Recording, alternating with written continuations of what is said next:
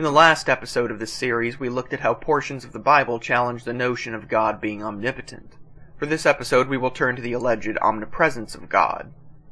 Omnipresence is a somewhat tricky subject, because not only are there varying ideas on what exactly it means to be everywhere at once, but some Christians, like Jehovah's Witnesses, reject these ideas altogether.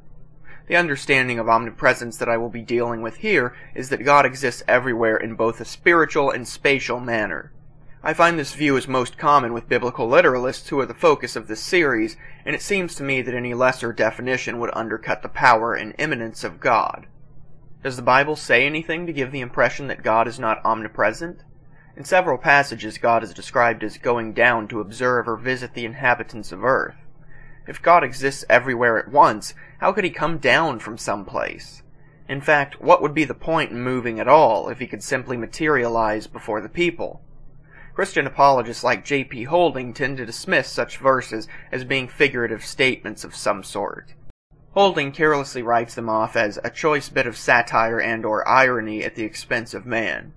This excuse might apply to Genesis 11:5, where the emphasis is on the inferiority of man's attempt to reach the heavenly realm, but it isn't really relevant to passages like Genesis 18:21 or Exodus 19:20.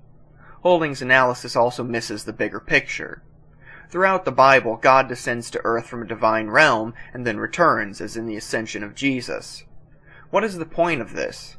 There is no identifiable satire or irony in something like the ascension, nor does it make much sense that an omnipotent and omnipresent God would decide to leave by floating up through the clouds, possibly out into outer space, and then, dissipating into the divine realm? Why not do that to begin with from earth? The Bible presumes that heaven exists above the firmament, as I've shown in a previous episode of this series. If heaven was thought to be a real place in our plane of existence, from which God would occasionally descend to earth, then there is no reason to assume God was viewed as omnipresent. Like I said before, why would an omnipresent being move at all? Holding's suggestion doesn't resolve the greater problem. Another interesting conflict with omnipresence is the concept of hell. In addition to being a place of unimaginable torment, many Christians believe hell is also a place of eternal separation from God. Passages like Matthew 7:23 and 2 Thessalonians 1:9 have been used in support of this.